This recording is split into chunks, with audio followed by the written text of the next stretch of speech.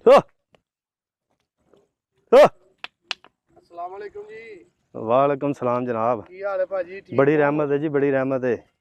और हो तबीयत से ठीक है जी? सारे खैर है जी, सारे खैर है। की करते पे जे भाजना?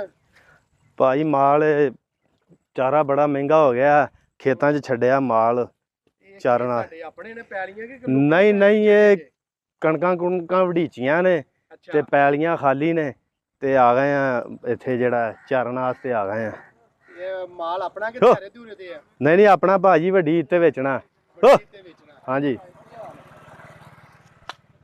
ਹੋ ਕਹਿਣਾ ਤੇ ਤੁਹਾਡਾ ਮਾਲ ਨਾ ਨਹੀਂ, ਤੁਹਾਡਾ ਮਾਲ ਭਾਈਜਾਨ ਮਹਿੰਗਾਈ ਇੰਨੀ ਹੋ ਗਈ, ਮਾਲ ਨੂੰ ਵੀ ਕੁਝ ਨਹੀਂ ਲੱਭਦਾ ਤੇ ਕਹਿਣਾ ਇਹਨਾਂ ਕੀ ਬੰਦੇ ਨਹੀਂ ਕਹਿਣਾ ਮੰਨਦੇ ਤੇ ਇਹ ਤੇ ਫਿਰ ਬੇਜ਼ਬਾਨ ਨੇ। ਮਾਲ ਨੂੰ ਤੁਸੀਂ ਪੱਲਿਓ ਹੋ। ਬਣੋ, ਲੋਕਾਂ ਦੀ ਪੈਲੀਆਂ ਕਿਉਂ ਵਾੜਦੇ ਪਏ ਜੇ? ਇਹ ਤੇ ਨੁਕਸਾਨ ਹੈ। ਭਾਜੀ ਇਹ ਸਾਰੇ ਆਪਣੇ ਹੀ ਨੇ, ਜਿੰਨਾ ਵੀ ਇਹ ਸਾਰਾ ਪਿੰਡ ਆਪਣਾ ਹੀ ਹੈ। ਇੱਧਰ ਜਿੱਧਰ ਵੀ